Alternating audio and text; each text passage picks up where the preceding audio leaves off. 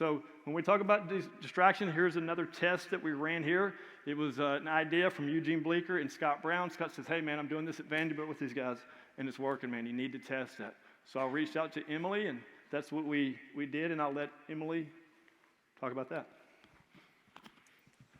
All right, so like Lance said, we did another little experiment with the core velocity belt. And what we did is we had pitchers come in, and we did some high-speed motion capture with a series of pitches without the belt on, without any sort of distraction or any sort of external perturbation. And then they did a series of pitches with the belt on, and what we had was either Lance or Eugene were pulling the front hip open as they were pitching. And then we did a series of pitches that we tested after the belt, again without the belt on. And we compared the kinematic data from their pitches without the belt, before the belt, and then their pitches after the belt, just to see if a series of pulling their hip open would change and transfer into some different correlative data. So what we saw in general, big picture wise, after they had their series of pitches with the belt, was we saw that the pitchers were landing much more closed than they were previously. So we saw 8.6% longer to internally rotate at the back hip, so they're holding onto their back hip longer. Their pelvis deceleration pattern, that should actually say 11% less superior translation. So what we were looking at is as they were decelerating, before they went through their series of pitches where they were getting pulled open, a lot of the pitchers were transferring their pelvis up and over their femur of their landing leg. So the pelvis was translating in a superior direction instead of rotating around that fixed femur. But after their series of pitches with the belt on, we saw much more of that rotational movement at the pelvis as they were decelerating instead of that inferior to superior translation. Looking at the torso and the pelvis, we also saw increased speed at both the torso and the pelvis, 11.1% faster in their peak pelvis rotational velocity and about 12% faster in their peak torso rotational velocity. So this is a bunch of kinematic data. So we saw these changes. Basically, guys were delaying rotational opening a little bit and then moving faster. So it's one thing to measure things and look at what's changed and look at what's different, but this is all worthless data unless you know why.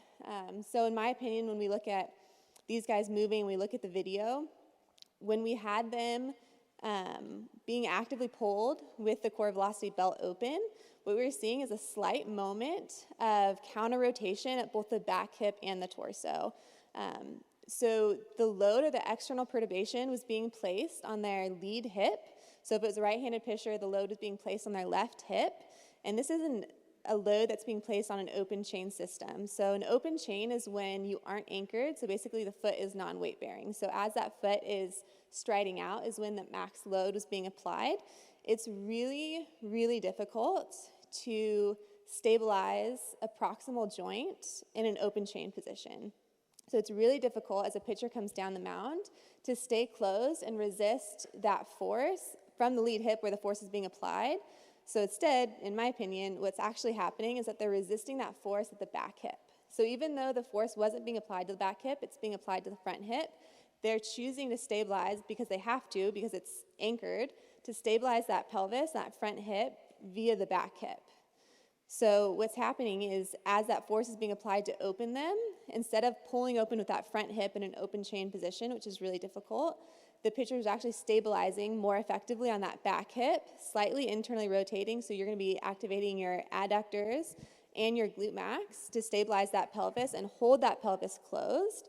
And your body is really efficient, so it's going to use the muscles that have been activated. So if I have a moment of having increased muscular activation at my back hip, I'm going to be able to use that muscle more efficiently. It's like turning a light switch on.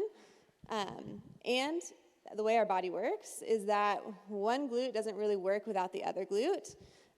There's a really close neurologic connection. There's a really close homunculus brain connection as well. So if my right glute is on, my left glute is on as well.